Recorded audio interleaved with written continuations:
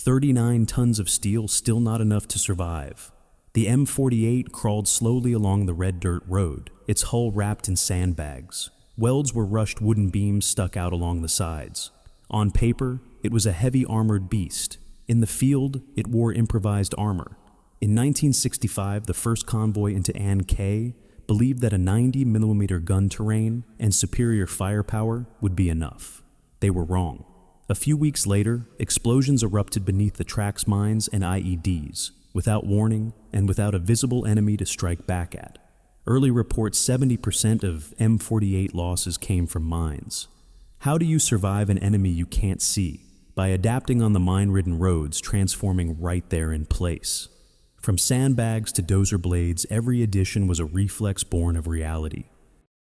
July 1965, the M48 Patton was unloaded from a transport ship at Cam Ran, the proud offspring of Detroit's military industry, carrying the belief that steel and horsepower could solve every problem.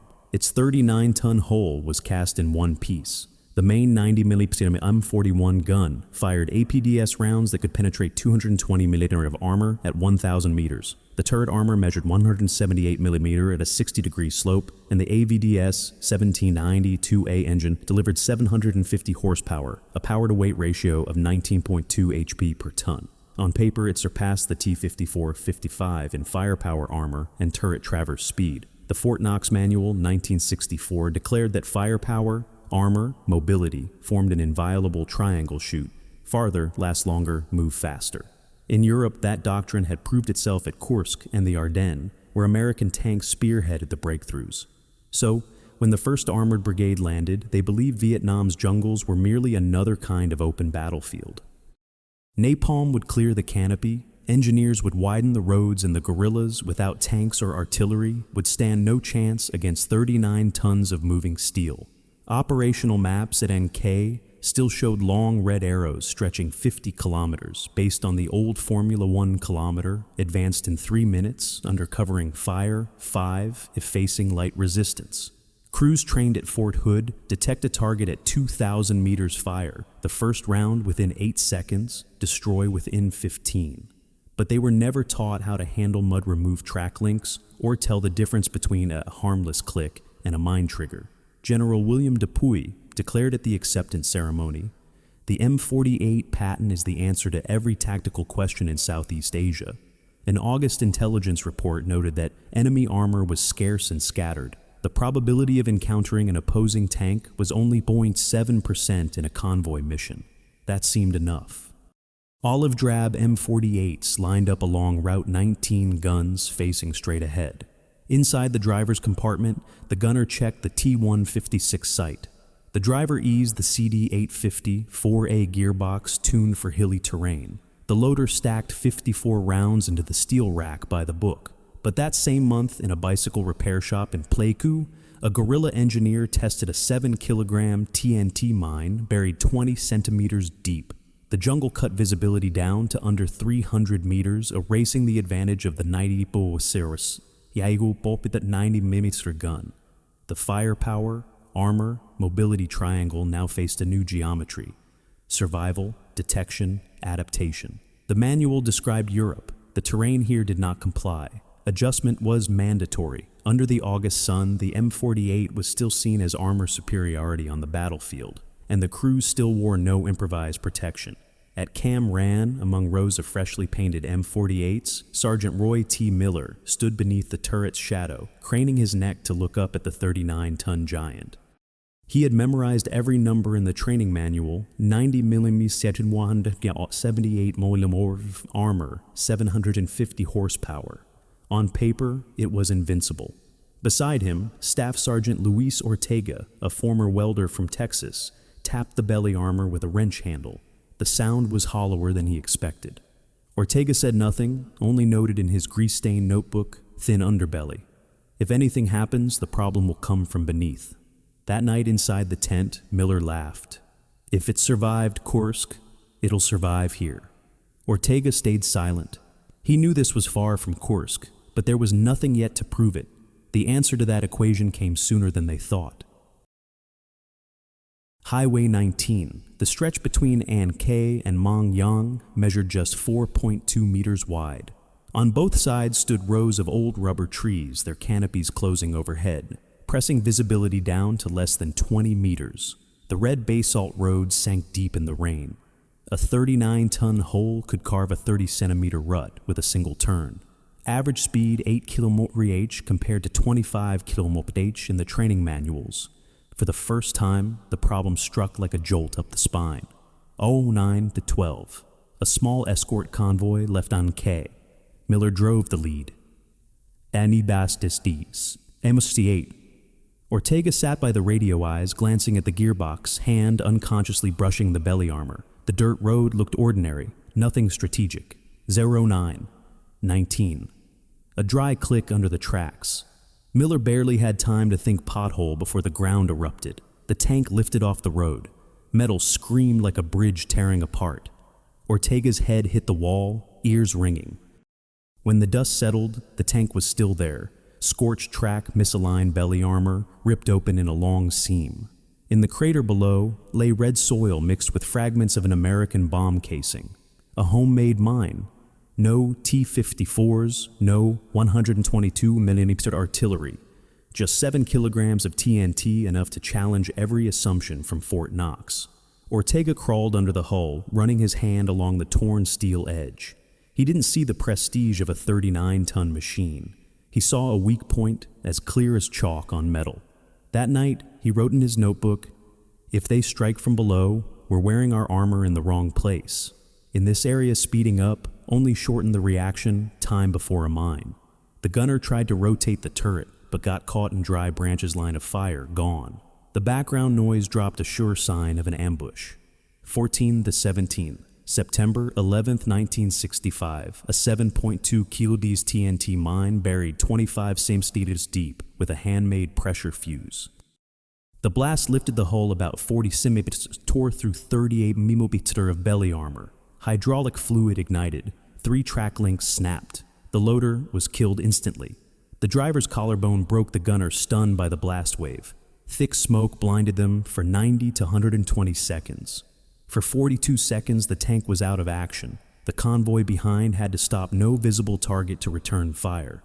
3 days later, a command-detonated mine struck the third tank, breaking the track frame and bending the gun barrel. In the first week, 4 tanks heavily damaged, 2 burned, 7 killed, 14 wounded, an average of 1 tank lost every 12 kilometers. In Pleiku guerrilla workshops, produced about 15 mines per day from unexploded U.S. bombs, cost $18 apiece, buried 40 centimeters deep during the night. By the third week, RPG-2s appeared. When a tank stopped to clear mines, that waiting time became a kill zone.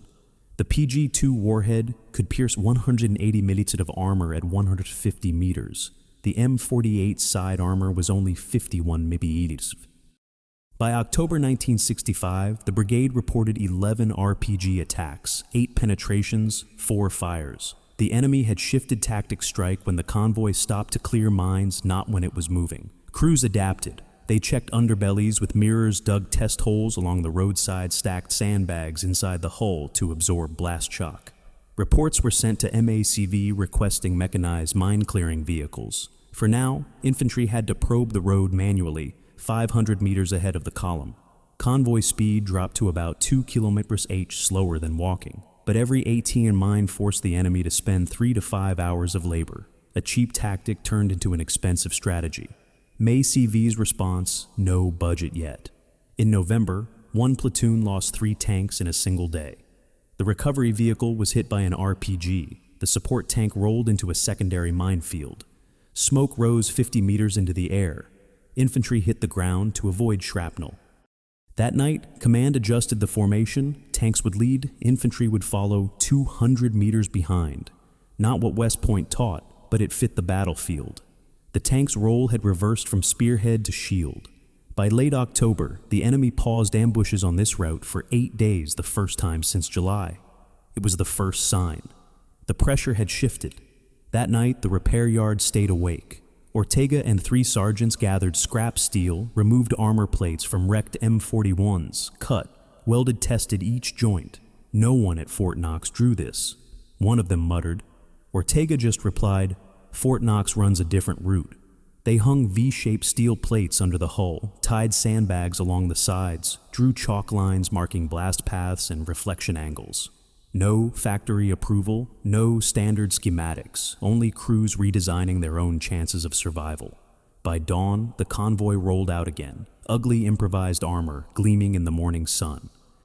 The enemy hadn't yet adapted, but the first case files were about to be written.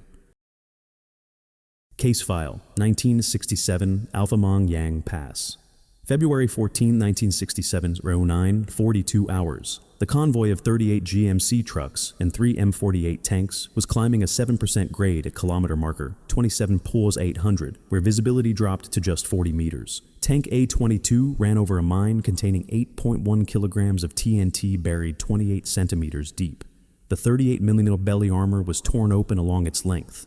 Hydraulic fluid ignited. 4 track links snapped off. As the turret rotated right, 2 RPG-2 rounds were fired from about 62 meters away. The second round struck the spare track links mounted on the hull side. Fragments penetrated the secondary ammunition rack. The 90mm shells cooked off in sequence, destroying the fighting compartment. A-22 was rendered inoperative after 4 minutes and 30 seconds.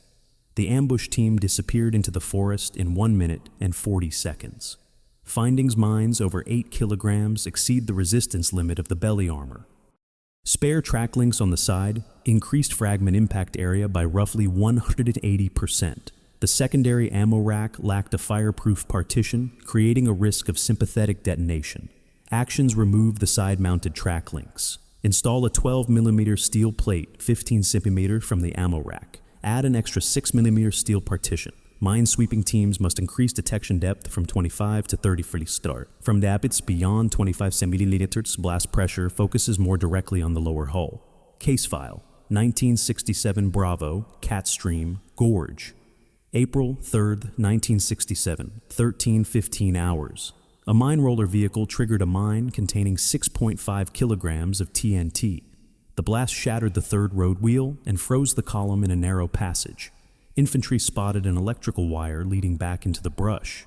1 minute later, a command-detonated mine weighing 10 kilograms exploded 4 meters from vehicle B11. The blast tilted the tank 31 degrol, raising its right side 45 cm.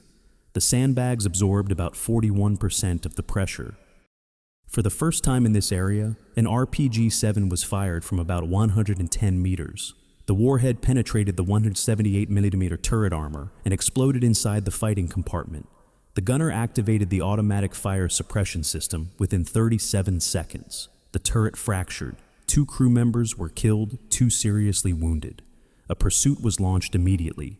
2 enemy combatants were killed, 1 captured. Findings: the current mine roller system can withstand no more than 7 kilograms of TNT. The turret armor requires an additional steel blouse layer. Sandbags must be secured to maintain their ability to absorb blast shock. Actions: replace the road wheels with cast steel types weighing 9 kilograms, resistant to up to 12 kilograms of TNT. Weld 25mm steel blouse armor around the turret, adding 380 kilograms per vehicle. Secure sandbags with 4mm steel wire, spaced 3 centimeters apart. Sandbags lose effectiveness if not firmly fixed with wire. Case File 1A67. Charlie NK, Pass, June 21st, 1967, 06:05 hours. The convoy included 55 GMC trucks, 5 M48s, 2 M113s, and 1 OH-13S observation helicopter overhead. The observer spotted white dust about 1.2 kilometers ahead and dropped yellow smoke to mark it. Infantry advanced and found 3 9-kilogram mines arranged in a V pattern. While disarming the fuses, a command-detonated mine exploded, destroying 1 M113 and lightly wounding 3 soldiers. An RPG-7 fired from 180 meters penetrated the 25mm steel blouse armor, but stopped at the 178mm main armor, keeping the crew safe. Tank C-34 returned fire with 1 M625 canister round, releasing 5,200 steel balls, a metallic storm that swept a 250-meter front, ending the ambush. 5 hostiles killed, 2 captured. The canister round was most effective under 300 meters. Beyond that, performance dropped sharply. Findings aerial reconnaissance reduced potential losses by up to 94%. A 25mm blouse armor plate can stop a PG-7 warhead at 180 meters. Canister rounds proved exceptionally effective in jungle environments. Actions mandate reconnaissance helicopters for all convoys over 20 vehicles. Standardized blouse armor production at 12 plates per day at the K workshop. Add 3 canister rounds to the ready rack of each M48. From these 3 incidents, 5 tanks heavily damaged, 7 personnel killed, 6 wounded. In return came 47 improvement points, 12 implemented immediately thanks to 11 sergeants, 4 corporals, and 2 field engineers directly involved in the redesign. By this point, the tank crews had become the most pragmatic designers of the M48. Every puncture, every fragment, every burst sandbag, all were data, and only those who survived could read it. December 1965. At the K Repair Depot, Lieutenant Colonel Jones stood before the forward hull of an M48 destroyed by a pressure mine. He measured the distance from the blast point to the drive sprocket 1.8 meters. That was exactly the location the belly armor had not been designed to withstand a blast from the road surface. An internal report concluded this armor configuration was designed to defeat artillery fragments and hollow cavity penetrators. But it was insufficient for a direct strike from below. From that assessment, crews began proactively designing supplemental protection. 3 days later, Yohon 200 sandbags were transported from Kwai Non to An K. They were stacked thick around the lower hull. Scrap steel was welded into V-plates, side support brackets, and M8 dozer blades were trialed. Total weight increased by about 4.8 tons per vehicle. The sandbags alone accounted for 2.76 tons, reducing the power-to-weight ratio from 19.2 to 17.1 HP ton. Top speed fell from 48 to 41 km/h. But in return, the probability of surviving a run over a 7 kilo TNT mine rose from 12% to 68%. The measure was unofficially recorded as the tummy pack. When combat weight rose to 43.8 tons, convoy speed on Route 19 dropped to about 6 km/h. However, the probability of surviving a 100-kilometer mined route increased from 44% to 91%. Field engineers identified an optimal additional weight range of 4.8–5.2 tons. Below that threshold, every kilogram was life-saving armor. Beyond it, weight became the enemy lengthening exposure time and eroding protective benefit. This was a limit the factory had not anticipated. By the end of December, the brigade recorded a 53% reduction in mine losses. Material cost was about $960 per vehicle. Average fitting time was 11 hours. These measures were not in the training manuals, but they were kept because they worked in practice. In the after-action report, the role of the M48 in the jungle was reclassified. No longer a spearhead, but a shield that cleared the way. These adjustments marked a shift in thinking. Designs for European battlefields were not compatible with improvised mines in Vietnam, and the ability to adapt at the front line that more than anything became the determinant of survival. January 1966. MACV Headquarters issued Route Clearance Handbook, 1966. The pamphlet was 42 pages mimeographed with a green plastic cover. On the first page, the opening line set a new focus. The objective is no longer speed, get to the destination. This was also the first time U.S. armored forces acknowledged the role of escorting supply routes rather than leading the breakthrough. The new model was summed up in 3 words: clear, hold, protect. Clear to detonate and remove mines at range. Hold to maintain a safe corridor with suppressive fire. Protect to move the convoy through without stopping. Each phase had a dedicated unit replacing the previous single-line organization. The route clearance team consisted of 32 personnel and 5 vehicles. At the head of the column was an M48 dozer using an M8 bulldozer blade to lower the soil by 35 meters, plowing the surface at 3 km/h to detonate mines at a safer standoff.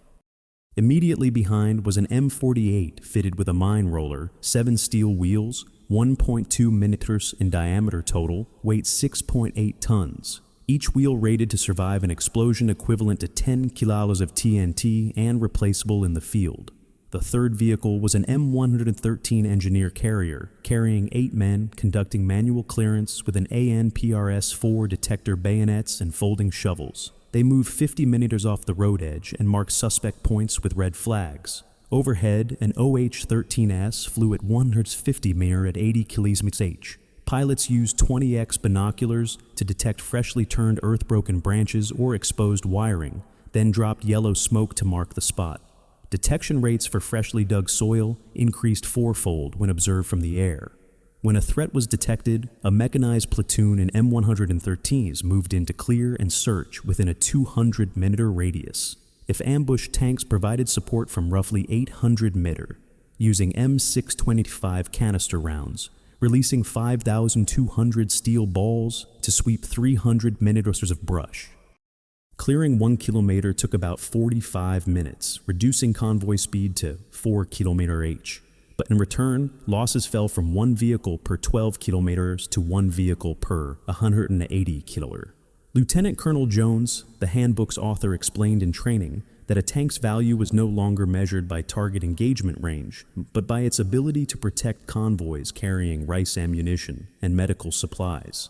The training program lasted 21 days. 7 days engineers relearned how to distinguish undisturbed ground from freshly dug soil. 7 days tank crews trained on canister fire at close range and on stopping the vehicle without creating RPG blind spots.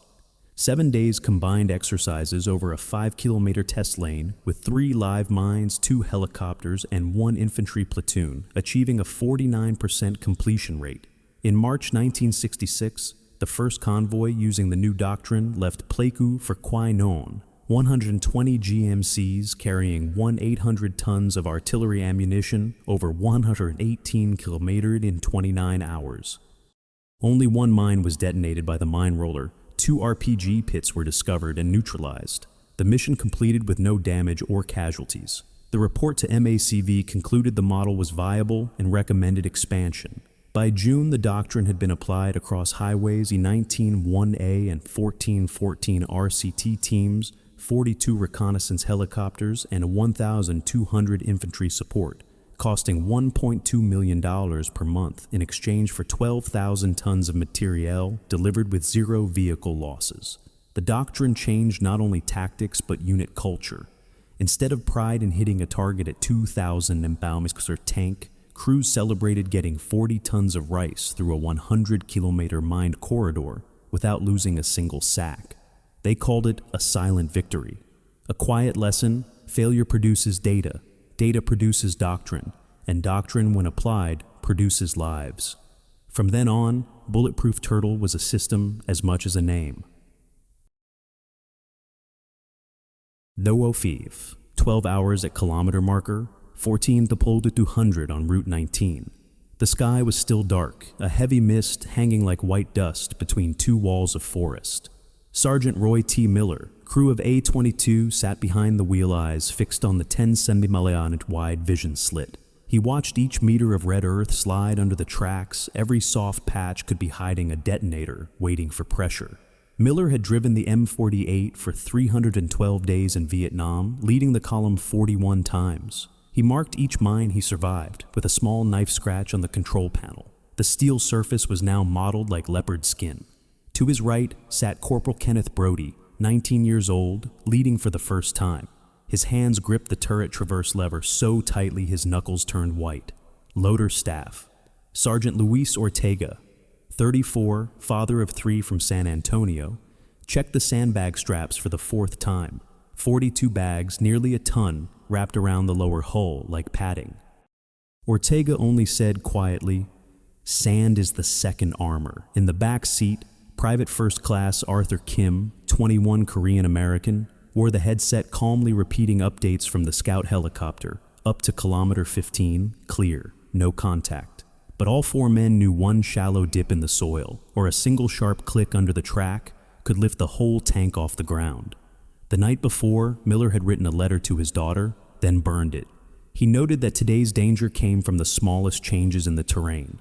At 0603, at kilometer 14 + 800, the left track hit a patch of freshly settled earth. Miller felt a 4 cm drop vibrate straight into the steering levers. He slammed the brakes, stopping in less than 2 seconds.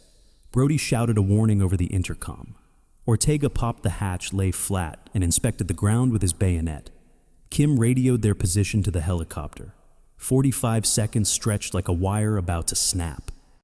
Then Ortega spotted a 2mm electric wire leading into the brush and cut it with insulated pliers. They pulled a 9.1 kilo TNT mine wrapped in nylon up from the soil. Brody collapsed onto the ground, breathing hard. Miller reassured him the second time would be easier. Brody answered he didn't want to get used to it. 08-17 at kilometer 17 spouse 200, an explosion behind them. Tank B-11 400 meters back was thrown onto its side at a 42-degree tilt. Flames burst from the engine bay. Miller reversed, and with Ortega pried open the hatch using a crowbar, dragging the driver out. His right leg burned black. Ortega tore a strip from his shirt for a tourniquet. Brody stood silent, hands trembling. Back in the tank, Miller said only 63 kilometers to go. The column moved on 20 minutes in silence. Ortega exhaled Sandbag steel blouses, and that helicopter just saved 2 lives this morning. And that break at 14+8 saved the whole convoy. Miller said nothing. His eyes stayed on the road ahead. Those makeshift solutions, the sand, the steel, the sound of rotors overhead, had turned one isolated vehicle into a web of protection. They kept moving because behind them were 38 GMC trucks loaded with rice medicine and letters from home. And ahead, sometimes all it took was one more firm patch of ground for someone else to make it back. Miller gripped the wheel tighter. For the first time that day, his voice was steady. They might not survive, but they had each other, and that was enough to keep rolling under the February sun. On that red laterite road, Bulletproof Turtle was no longer just improvised armor. It was the men inside it. September 1967. Route 19 was now running steadily, with convoys moving hundreds of tons of supplies each day. MACV data showed that the loss rate per 100 kilometers of mined road had dropped from 44% to just 9%. The survival rate of tank crews had increased more than 4-fold compared to early 1965. Those numbers came not from factories or manuals, but from the welding sheds and chalkboards at the front. By year's end, a staff officer dismissed the Bulletproof Turtle configuration as a stopgap, crude, and improvised. The reporting officer replied with the loss maps, where there were sandbags, steel blouses, mine, rollers, and scout helicopters. The roads stayed open. Where there weren't, the convoys stopped in smoke and casualties. Early in 1968, the route clearance doctrine was formalized into a 117-page manual. The M48 now sat at the center of a support network, engineers infantry ground reconnaissance helicopters, and close fire support. For the first time, a tank's value was no longer measured by armor penetration or muzzle velocity, but by its ability to keep a lifeline open. The final report repeated it 6 times. Survivability depends on the system, not the platform. By 1969, the reinforced armor variants were deployed to Tay Ninh Con Tum and Quang Ngoy. The enemy was forced to increase mine loads to 12-15 kilograms, move ambush positions to higher ground, and pull back over 150 meters from the road to avoid canister range. Each adaptation carried a tactical cost, and those costs compounded month after month. Doubling the mine depth increased preparation time from 3 to 7 hours. Greater ambush distances meant each team had to carry 18 to 22 additional kilograms of gear over steep terrain. Over time, the number of ambush units declined, worn down by logistics fatigue. After the war, military engineers cited Bulletproof Turtle as a textbook example of one principle: survivability is not fixed. It is a variable, a function of battlefield data. In later training courses, young officers were taught that a vehicle's effectiveness doesn't live in its specifications, but in its ability to adapt to evolving threats, and Vietnam was the greatest laboratory for that thinking. By the 1980s, the philosophy of adding armor when needed, shedding weight when speed matters, and relying on systems beyond the hull had become standard. It appeared in the M60A3, in the ERA plating of the M1 and A1, and in the blow-off panel design that vented ammunition blasts. Each of those innovations traced its lineage back to a single origin, the red dust of Ann K., the sandbags wired in place, and a mine buried 25 centimeters deep. A Soviet report from 1973 observed, "It is not armor thickness that protects a tank, but knowing what must be protected." Today, in the convoy escorts of Iraq and Afghanistan, the imprint of the steel turtle remains visible. What was once seen as crude improvisation is now the standard. In the Pentagon archives, a 1972 report still reads quietly, "No tank is invulnerable, but a crew that can read battlefield data will build the tank they need even without a factory behind them." The M48 patent entered Vietnam as a spearhead and left as a shield. Between those two roles lay hundreds of small improvements, dozens of case files, and thousands of hours paid in sweat and explosives. History does not record the names of each sandbag or steel plate, but they kept an 800-kilometer supply line alive, and with it the lives of tens of thousands. The legacy of the steel turtle does not live in myth. It lives in data, and data when learned the right way becomes enduring doctrine.